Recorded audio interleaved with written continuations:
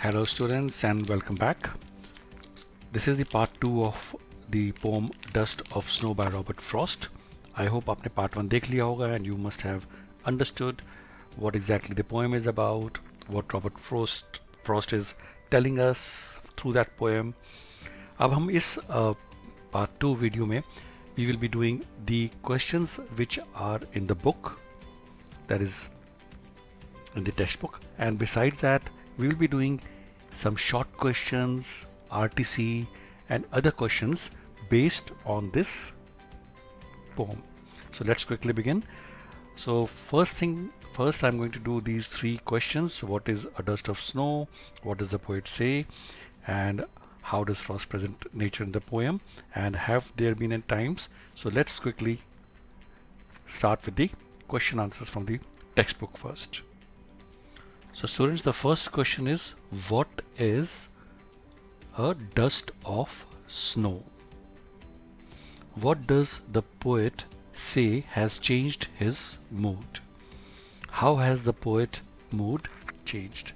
तो students, before I answer it in English, dust का मतलब होता है मिट्टी.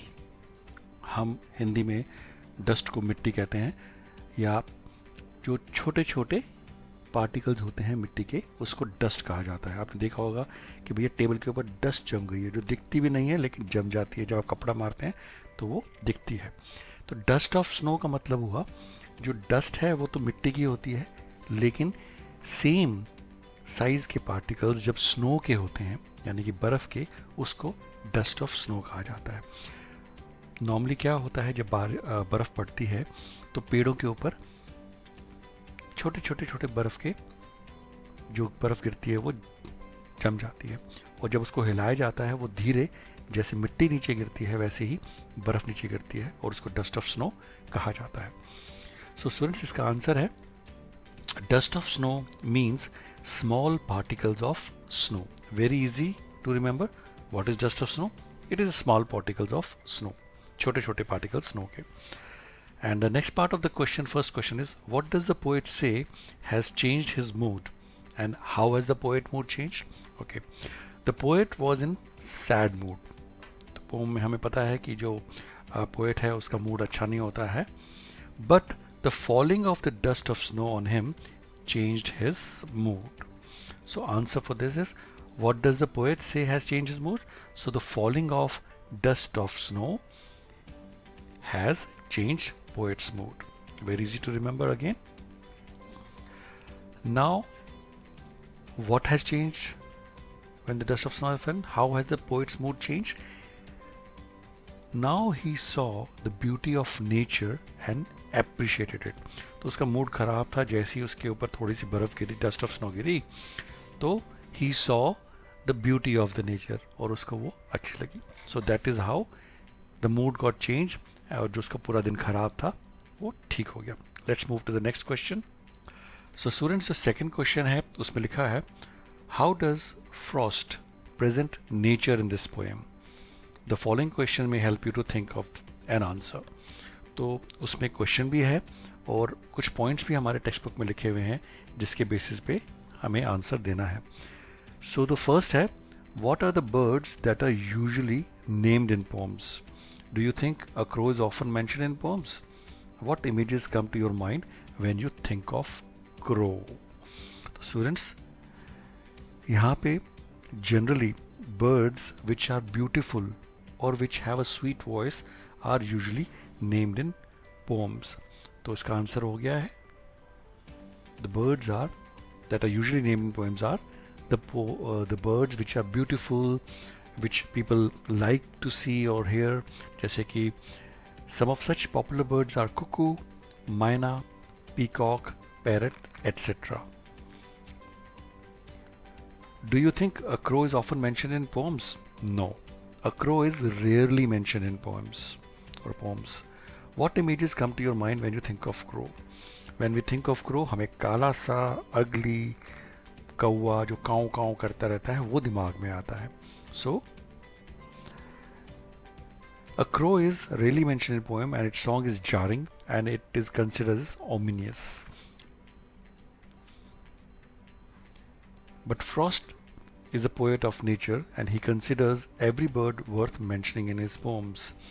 And when we think of crow, the image of sadness comes to our mind. तो जब भी हम crow के बारे में सोचते हैं तो हमें sad feeling ही आती है. Next part है again, what is a hemlock tree? तो ये हमने part 1 में करा था, फिर से करते हैं. Why doesn't the poet write about more beautiful trees such as maple, oak or a pine? So students, a hemlock tree is a poisonous plant with small white flowers. The poet mentioned this plant of tree because the crow as well as the plant match the poet's mood. तो students अगर किसी का mood ख़राब है तो आप उसको कहाँ पे इमेजिन करेंगे? रेगिस्तान में, पत्थरों में, मतलब ऐसी जगह जहाँ पे सब कुछ अच्छा ना हो. सिमिलरली पोएट ने इस पोएम में या पोम में, पोएट का मूड ख़राब था तो उसको मैच करने के लिए पोम में उसने हेमलॉक ट्री, जो कि पॉइजनस होता है, दुनिया उसको खाती मर जाती है अगर उससे लोग मर जाते हैं, और क्रो जो कि काला कौवा होता है जिसको कोई लाइक नहीं करता, उसको मेंशन किया है. So hemlock tree is a poisonous plant with small white flowers, and the poet mentioned this plant of tree because the crow as well as the plant match the poet's mood. Last है second question का, what do the crow and hemlock represent? Joy or sorrow? तो बड़ा easy है. What does the dust of snow that the crow shakes off a hemlock tree stands for? तो students ये तो आप खुद भी दे सकते हैं इसका answer. Let me help you again. The crow and a hemlock tree represent sorrow and evil. They match the poet's mood. The dust of snow stands for something joyful, so the falling of the snow on him changes mood. So students, the crow and hemlock represent sorrow and evil also. But अगर आप सिर्फ question पे करेंगे तो it is sorrow. The dust of snow represents or stands for joy because when the dust of snow fell on the poet, it elated his mood and changed his mood. Let's go to the last question. So students, the last question है, have there been times when you felt depressed or hopeless? Have you experienced a similar moment that changed your mood that day? तो आपके life में बहुत सारी चीज़ें ऐसी हो सकती हैं, आप अपना बना के लिखिए, पर मैं आपको एक एग्जांपल दे देता हूँ. Don't copy it, you should think it yourself कि क्या हो सकता है. जब मैं छोटा था तो मान लो कि घर में डांट पड़ी, मैंने स्कूल से आया तो मेरा काम पूरा नहीं हुआ था, मेरे नंबर कम आए, तो आपके साथ भी कभी ऐसा हुआ होगा. You must have felt very bad कि यार क्या बेकार दिन है, मेरा पूरा दिन ख़राब हो गया. और आप बाहर जाते हैं और बाहर जाते ही आपको कोई एक आपका दोस्त मिल जाता है और जो आपको एक छोटा सा आपका खोया हुआ कोई गिफ्ट, पेन या पेंसिल जो आपको बहुत दिनों से आप ढूंढ रहे होते हैं, वो आपको दे देता है. वो सिंपल सा एक पेन आपके पूरे मूड को चेंज कर देता है. सिमिलरली एक एग्जांपल यहाँ पे भी है. There have been many times when I was in bad mood, I was sad और depressed, but something always change my mood into that of joy. Once I felt sad as I had a quarrel with one of my friend, मेरे एक दोस्त से लड़ाई हुई, but then I went to the garden and I heard the song of a cuckoo. Cuckoo जो bird कूकू करता है, that sweet song change my mood. या आप इसमें ये भी लिख सकते हैं कि I went to the garden, I saw a peacock and he was और she was dancing and that change my mood. So ऐसे बहुत सारे एग्जाम्पल्स होते हैं. So these questions were from the text book. Now I will be covering some questions which are not from the text book but which can be very helpful for you for the exam point of view. Let's quickly do that. So students, ये कुछ questions हैं. What is the rhyming scheme of the poem or the poem? Which bird is mentioned in the poem? The bird was sitting on which tree? How does the poet feel at the end of the poem? ये short answers वाले questions हैं. Long answer वाले हैं. Explain the symbols used by the poet. What is the message of the poem? Pick out the two figures of speech from the poem. तो हम इनको करेंगे. तो पहला क्वेश्चन है, What is the rhyming scheme of the poem और pome. तो students ये मैंने पार्ट 1 में भी कवर किया था. जो राइमिंग स्कीम है पोम की, अगर आप देखेंगे तो राइमिंग स्कीम अगर आप देखते हैं, crow, snow, me and tree, ये राइम करते हैं, तो ये हो जाएगा A and A, B and B. तो ए बी, तो अगर सिर्फ स्टैंजा को देखते हैं तो इस स्टैंजा में राइमिंग स्कीम है ए बी, इसमें भी हार्ट, पार्ट, मूड, रूड, तो ये भी ए बी।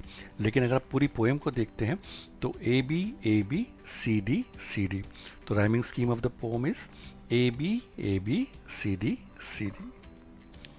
नेक्स्ट क्वेश्चन है which bird is mention in the poem? Very easy, I think आपको अच्छे से पता है। The bird which is mention in the poem is crow. तो आप लिख सकते हैं the bird mention in the poem is crow. The bird was sitting on which tree? Again very easy, the bird was sitting on hemlock tree. How does the poet feel at the end of the poem? At the end of the poem, poet feels joyed or happy. So long answer है, आप ये भी कर सकते हैं symbols used by the poet, what is the message of the poem, and pick out the two figures of speech from the poem. So students, और questions हम करते हैं. Who is the poet of the poem Dust of Snow? Everybody knows, आपको याद होना चाहिए. Answer है Robert Frost is the poet of the poem dust of snow. Next question करते हैं. Which tree did the crow shake और शुक? किस पेड़ को क्रो ने हिलाया? आंसर है hemlock tree. So answer is the crow shook the hemlock tree. What was the effect of the fall of the dust of snow on the poet? तो जब crow ने पेड़ पे जो डस्ट ऑफ स्नो थी उसको हिलाया और वो गिरी तो पोएट के ऊपर उसका क्या असर हुआ? उसका आंसर है it changed his mood. His mood was not so good, not happy, and it change his mood and he became happy. What was saved for the poet? तो स्टूडेंट्स ये थोड़ा अलग सा है, आपको शायद थोड़ा याद करना पड़ेगा. So when the dust of snow fell on poet, poem में लिखा है he saved the bit of day which was rude. So answer is some part of the poet's day was saved. Next question, what fell on the poet? Very easy, the dust of snow. The dust of snow fell on poet. The next question, students, is describe the crow and the hemlock tree.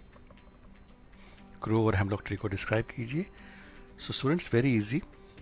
Crow and hemlock tree both they represent the dark, pensive, sorrowful and bitter side of nature. क्योंकि hemlock poisonous होता है, crow काला होता है. Crow is a black and has a very unpleasant harsh voice. कौवा काऊ काऊ करता है, हमें अच्छी नहीं लगती उसकी आवाज़. So crow is a black and has a very unpleasant harsh voice. The hemlock is a tree with poisonous bitter fruit. Both are not beautiful. So crow and hemlock tree को आप ऐसे describe कर सकते हैं कि both are represent sad part or not so good part of the nature. What role does nature play in the poem? poem में जो nature है उसका क्या part है? आपने देखा है नेचर के डस्ट ऑफ स्नो से, क्रो से, इन सब चीज़ों से पोएट का मूड चेंज होता है, अच्छा हो जाता है. तो it is a positive thing. So the nature is a positive medium of change for the poet and he had been the sorrowful or he had a bad day, but then the way a crow shook snow dust off, it changed his mood. What do you think the poet was feeling before dust of snow fell on him? मतलब पहले उसका कैसा mood था? The poet was in depressed mood. What are the four elements in the poem? So students, the four elements in the poem are the snow or the dust of snow, you can also write, hemlock, crow and the poet's mood. तो hemlock और crow जो कि negative माने जाते हैं, उनसे dust of snow जो कि मूड चेंजर होती है, पोएट के मूड पे गिरती है और पोएट का मूड चेंज हो जाता है. Let's do some more short question. तो अगर आप ये कर लेंगे तो पूरी पोएम आपको अच्छे से समझ में भी आ जाएगी, ज़्यादा मेहनत नहीं करनी पड़ेगी. What had given the poet a change of mood? तो जो पोएट है इसका, जिसका मूड खराब था, कैसे चेंज हुआ? The falling of dust of snow gave the poet a change of moods. Next question. What did the poet think of that day? उस दिन पोएट अपने दिन के बारे में क्या सोच रहा था? A day that has been rude. Rude मतलब पछता रहा था, परेशान था. So he was not thinking good about the whole day. The poet earlier wasted that day, but later revived the spirit to realize the rest or save the rest of the day. शुरू में the poet was feeling very bad about the day. He was not happy. कि उसका पूरा दिन बेकार हो गया है. लेकिन because of the falling of dust of snow, the rest of day was saved. What did the crow do to the hemlock tree? Crow shook, यानी कि हिलाया था. So the crow shook the hemlock tree. Name the poet of the poem. Very easy. मैंने आपको बार बार बोला है. The poet is Robert Frost. Infer the central idea of the poem. यानी कि इस पोम का सेंट्रल आइडिया क्या है? ये आप पोम पढ़ के आपको क्या मैसेज मिल रहा है? तो students, a simple act of snow or dust of snow falling on the poet changes his mood and save a great part of the day. He had ruined in the pensive mood. उसने पूरा दिन खराब हो गया था, परेशान था, लेकिन थोड़ी सी डस्ट ऑफ स्नो गिरने के कारण उसका मूड चेंज हो गया. The feeling of loss and regret and that of helplessness is replaced by the feeling of cheerfulness and hope. तो जो पूरा दिन खराब था, परेशानी में निकल रहा था, वो चेंज हो गया खुशी में और cheerfulness में. The dust of snow falling from the insignificant tree, जो ट्री जिसको लोग अच्छा नहीं मानते हैं क्योंकि वो पॉइजनस है, और क्रो जो कि काला काव काव करने वाला होता है, उनके कारण जो डस्ट ऑफ स्नो गिनती है उसका इम्पैक्ट पोएट के ऊपर होता है. The poem suggest that we should be ready to see what life offers and be ready to change. यानी कि आप हमेशा लाइफ में अच्छे चीज़ों के बारे में सोचिए. अगर आपका दिन खराब गया है, कोई चीज़ खराब हो गई है, तो डोंट वरी, कुछ ना कुछ अच्छा होगा जिससे you will be feeling good very soon. The poet used such uncommon bird and tree. What if he chose the pretty birds and tree? So students, ये क्वेश्चन इसलिए है कि पोएट ने हेमलॉक ट्री जो कि पॉइजनस है, काला, अगली, काव काव करने वाला क्रो, इनको क्यों चूज़ किया है? अगर उनकी जगह वो एक बहुत बढ़िया फ्लावरी ट्री और कुकू, पैरट्स, स्पैरो, अच्छे अच्छे बर्ड्स को यूज़ करता तो क्या होता? Students, the answer for this is the poet chooses a crow over a dove or a nightingale and a hemlock tree over a maple or an oak tree because of one reason. He has a purpose, and the reason does this is that he wants to establish the fact that the most irrelevant and small things can do great things. तो वो ये दिखाना चाहता था कि जो hemlock tree है या क्रो है जिसका कोई आपकी लाइफ में इम्पोर्टेंस नहीं है, वो आपकी लाइफ में इम्पॉर्टेंट हो सकते हैं, चेंज कर सकते हैं. The poet has an effect on him with the snow falling on him. Elaborate the effect and bring about the message that Robert Frost wants to convey. So students, a simple act of snow falling on the poet changes his mood and saves a great part of the day he had ruined in the pensive mood. The feeling of loss and regret and that of helplessness is replaced by the feeling of cheerfulness and hope. The dust of snow falling from the insignificant tree by the crow had a great impact on the poet. The poem suggests that we should be ready to see what life offers and be ready to change. And students, let's do some multiple choice questions so that you can be again ready if these comes in your exams. Where was the crow? On the hut, on the oak tree, on the poet, or on the hemlock tree? Very easy. हमें पता है. He was on the crow was on the hemlock tree. What did it shake on the poet? तो crow ने क्या shake किया? Ball of snow, drop of water, stick या dust of snow? Very easy. Dust of snow.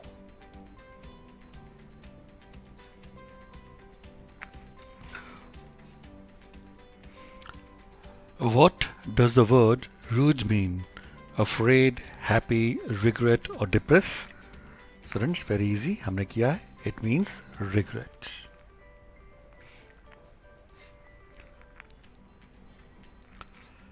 A dash alighted the hemlock tree. यानी कि hemlock tree पे कौन बैठा? कौन आके बैठा? Crow, bird, snake या pigeon? Very easy again. It was crow.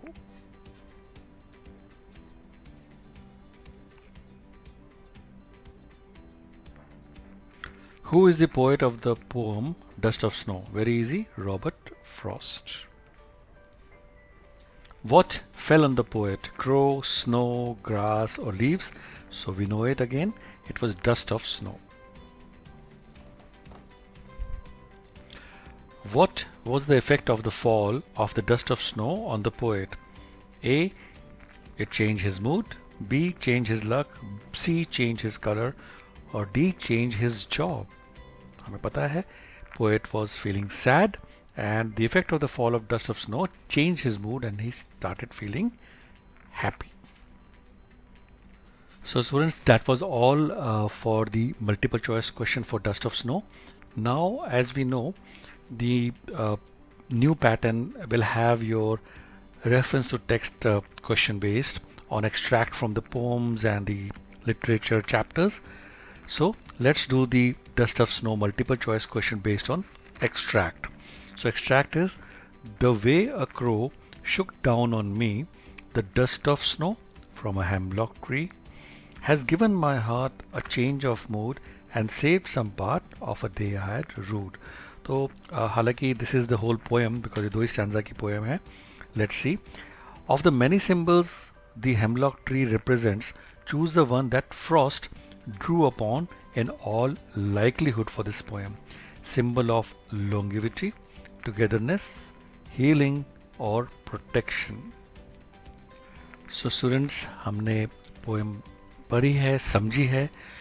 तो जो हेमलॉक ट्री यहाँ पे है वो क्या रिप्रेजेंट? लॉन्गिविटी यानी कि लंबी उम्र नहीं करता. टुगेदरनेस, साथ होने की नहीं करता. Healing, yes. हालांकि वो पॉइजनस ट्री होता है लेकिन उसके ऊपर क्रो बैठता है, डस्ट ऑफ स्नो गिरती है और पोएट का मूड चेंज हो जाता है, हील हो जाता है, सैड से अच्छा हो जाता है. Answer will be healing. Choose the option that list the possible feelings of the poet prior to the experience shared in the poem. First, reassured. Second, disappointed. Third, curious. Fourth, demotivated. Fifth, thankful. Sixth, disheartened. और seventh, impulsive. तो हमें पता है जो dust of snow गिरने से पहले जो पोएट था वो डिसअपॉइंटेड था, डिमोटिवेटेड भी था और डिसहार्टन भी था. तो 2, 2, 4 and 6 that will be the correct answer. कौन सा ऑप्शन है? हमारे पास ये वाला ऑप्शन है B. So answer for this will be B, 2, 4 and 6.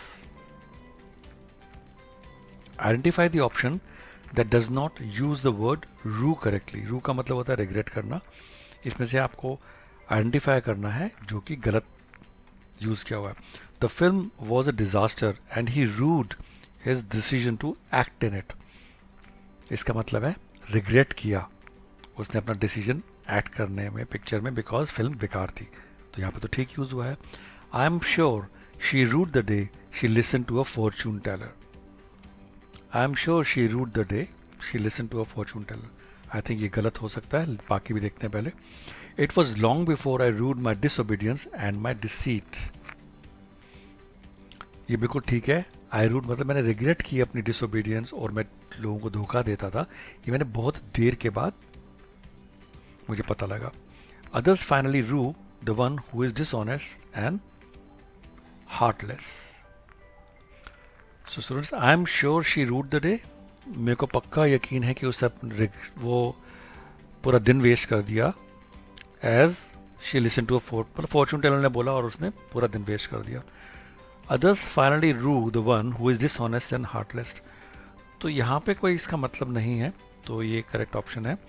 D is not use the word rue correctly. Next question. Sanetoche is a poetic device that uses a part to represent the whole. Example, that's a great set of wheels. Set of wheels has been used for car. यानी कि अगर आप किसी को set of wheels बोलेंगे तो आप समझ जाएंगे that they are referring the car. Pick an example of Sanetoche from the poem. देखते हैं ऑप्शंस क्या क्या हैं हमारे पास. Has given my heart a change of mood. The way a crow shook down on me, the dust of snow from a hemlock tree, and saved some part of a day I had ruled. So यहाँ पे है has given my heart and a change of mood. ये आपको पूरी poem के बारे में बता रहा है. सो पूरी पोएम जो है इस फर्स्ट सेंटेंस से आप रिप्रेजेंट कर सकते हैं. आंसर है has given my heart a change of mood.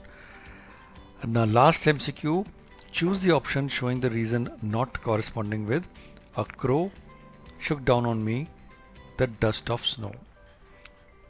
तो इसमें से कौन सा ऐसा है जो कॉरेस्पॉन्डेंस मतलब इसका मतलब नहीं करता.